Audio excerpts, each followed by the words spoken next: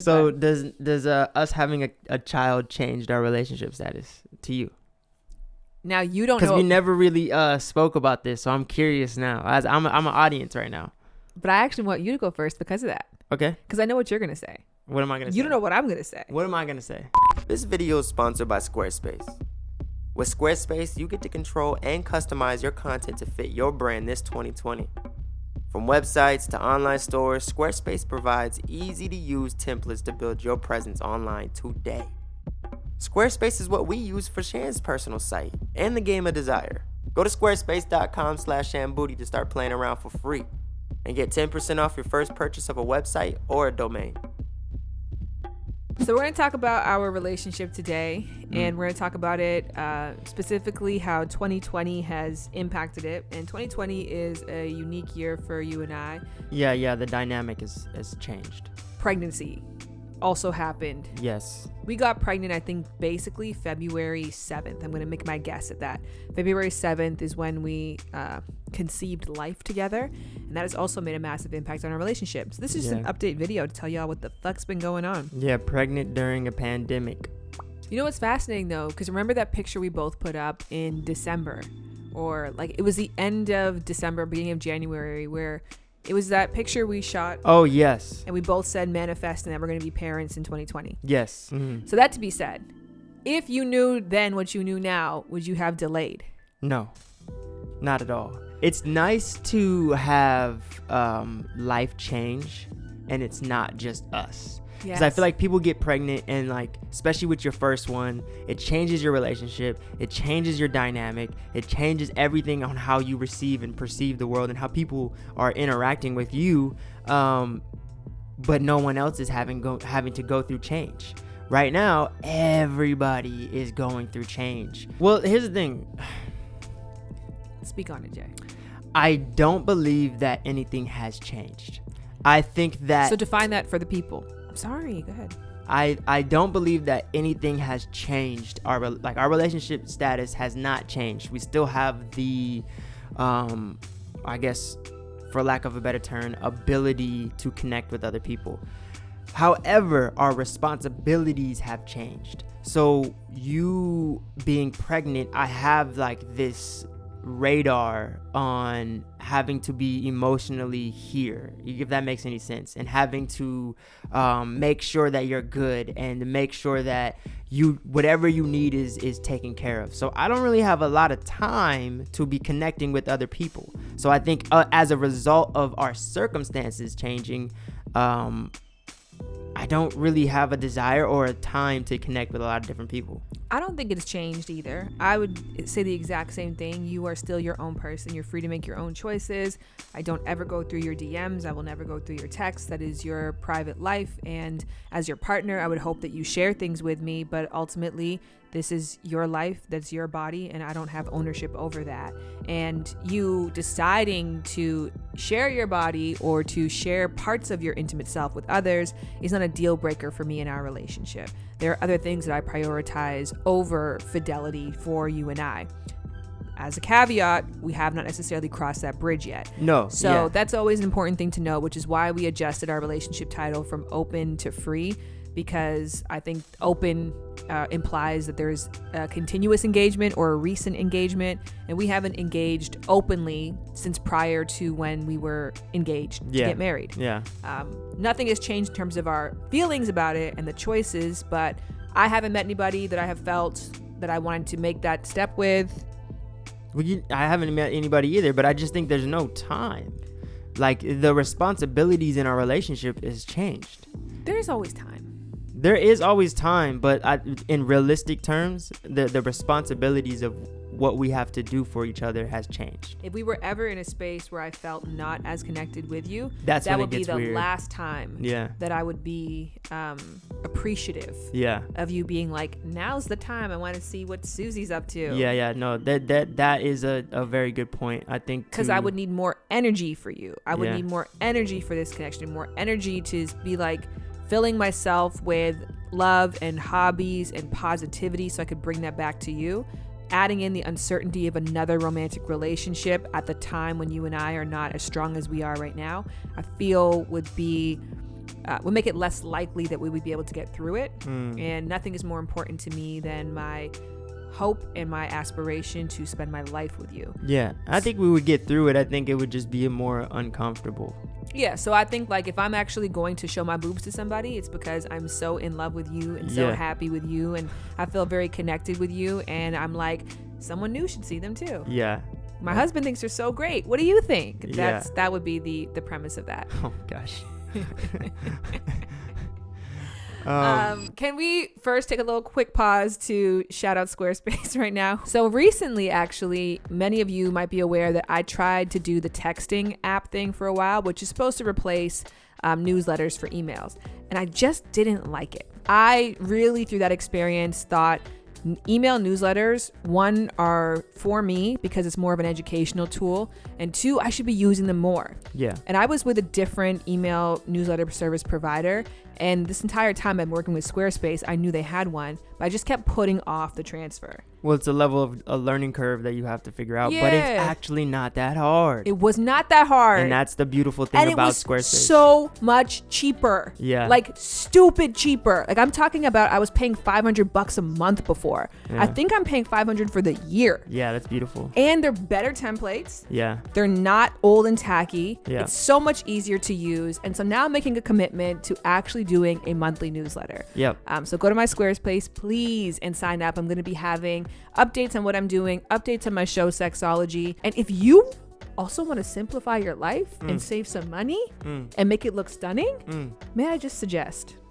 Squarespace. All I'm saying in short is go check it out. Build a website for free, have fun, and when you're ready to launch, go to squarespace.com/ShanBoody to get 10% off your first purchase of a website or a domain. All right, next, you want to talk about, and this is 100% a real choice for you. You want to talk about the emotional side or the sex side of our relationship? Let's do emotional. Okay. I think emotionally, pregnancy was a little bit of a roller coaster so far. Yes. Every dude that I met or have talked to about the pregnancy, they're like, "Oh, you live with a pregnant woman? Good luck." So I didn't really understand it at first because, you were sick the first trimester and it was cool. And then after you got done with the first trimester, you were like back to normal. Like there was no difference.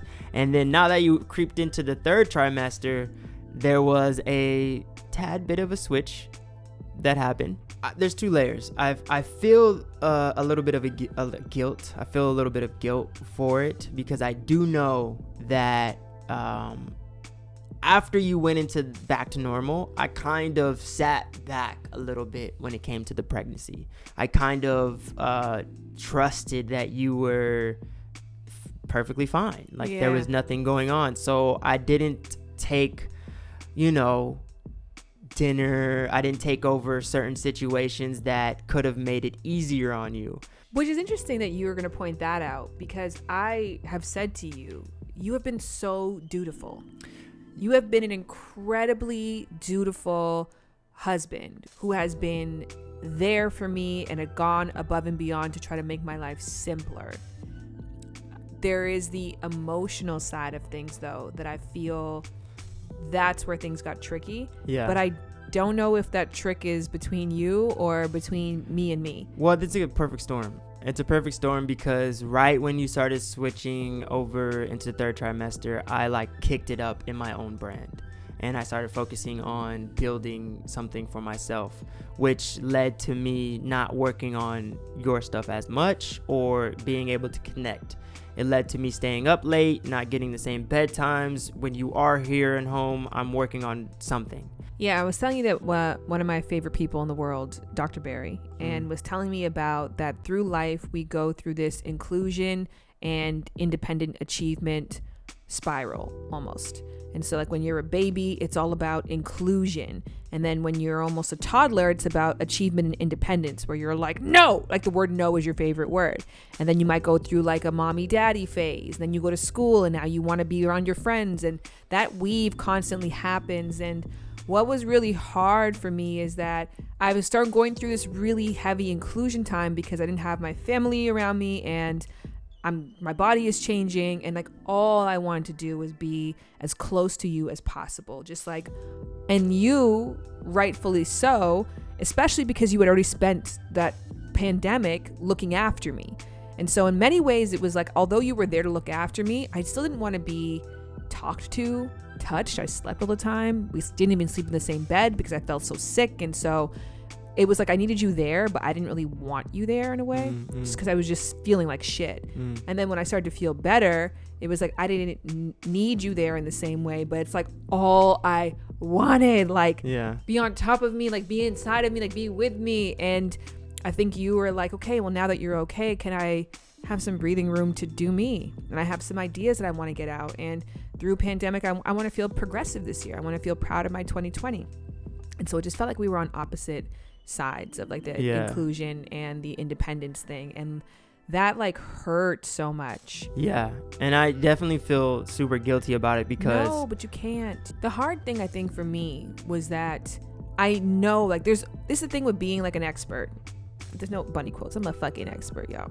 But the thing with being an expert is that even though you still have an awareness of what's right, in some certain moments, it is difficult to override your feelings. Yeah. So while I'm acting out, and I acted out, y'all. But while I'm acting out, I'm sorry. I also have this thing in my mind, like even when we're having this conversation, I don't want to hear you say that you feel guilty for wanting to individually achieve. I don't ever look at it as this is a Shan thing. I look at it as like this is a circumstance thing. And once you don't have the baby inside of you, I don't think this will ever be an issue. Yeah, and I hope not. I mean, like this is the thing is like, I'll just say like I feel deeply ashamed. I think twice. I think once in the first trimester, I had a day where I was like, holy fuck, you are being so ridiculous, but I can't stop now because I've already started. Yeah. And that's the day I locked myself in this room for the day. Yeah. And it was just literally because Jared didn't give me like a good morning hug. That was like the whole entire thing. And then the second time was like very recently. Yeah. And this entire time in our relationship, like I think we both have claims to fame. Yeah. So your claim to fame is that you've never called me a name. Yeah. And you have not to this day. Yeah. Never. Yeah. Not stupid, not dummy, definitely not bitch, nothing. My claim to fame is that I've never lost my temper. Yeah. I'd never yelled before. Yeah.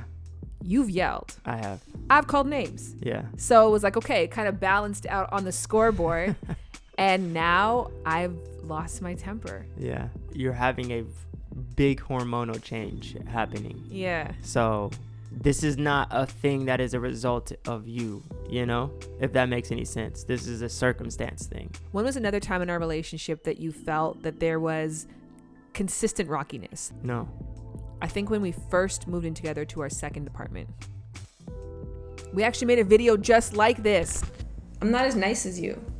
And that's something that I'm working on. I think I'm getting better through you.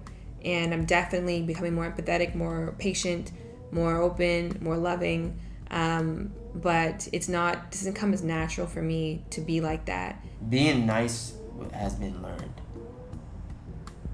And I don't want it to be abused.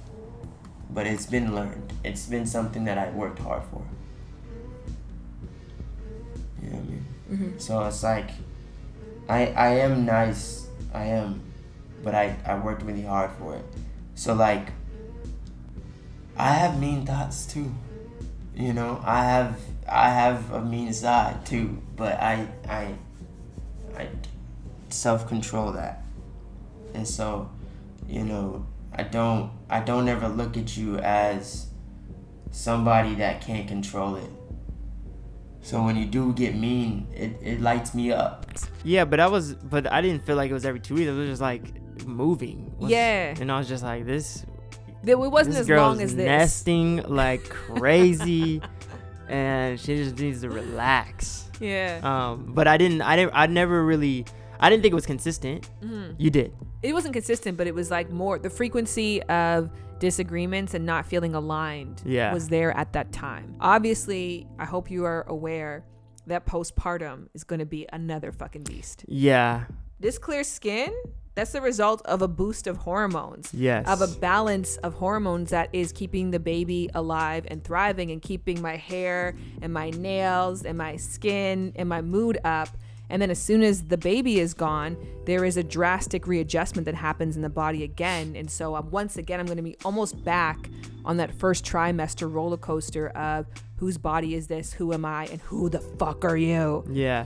Well, hopefully, you know, the joy of the baby being here is gonna. That's not the truth, though. It's not. That's if anything with postpartum, that makes it worse. Really? Because people feel the guilt. Like, I'm supposed to be happy. It's supposed to be fulfilling me with the baby, but I'm so miserable. Oh. And so it compounds it because you have this logical idea in your mind of how you're supposed to feel. How long does it usually last? I feel like it's, I don't want to give a medical answer on this, but I'm going to estimate 6 months. Wow. Maybe 3 to 6 months. It is so hard to be a woman. I know. It is so hard to be a woman. I am so sorry. I am so sorry. How has pregnancy changed sex for us? How has it changed it? I think in the beginning it was tough for me. It was. Tell him, Jay. It was. I couldn't do it physically. It just wasn't working. I don't know. There was something weird about having sex and knowing that there's a baby right there. And I didn't know if I was going to hit it or, you know, I didn't want to hurt it. There was just so many things I just didn't know. And my brain couldn't get into it. It wasn't fun. It wasn't exciting. It wasn't something that I was into. Where do you feel like you've evolved in that now?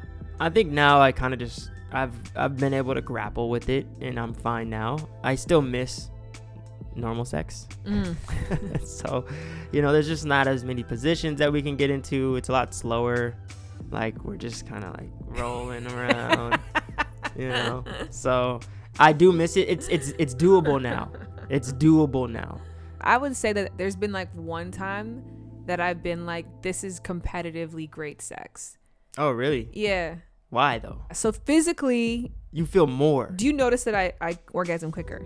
I just thought that because we don't have sex as much. So like you're just like no ready for it, so to speak.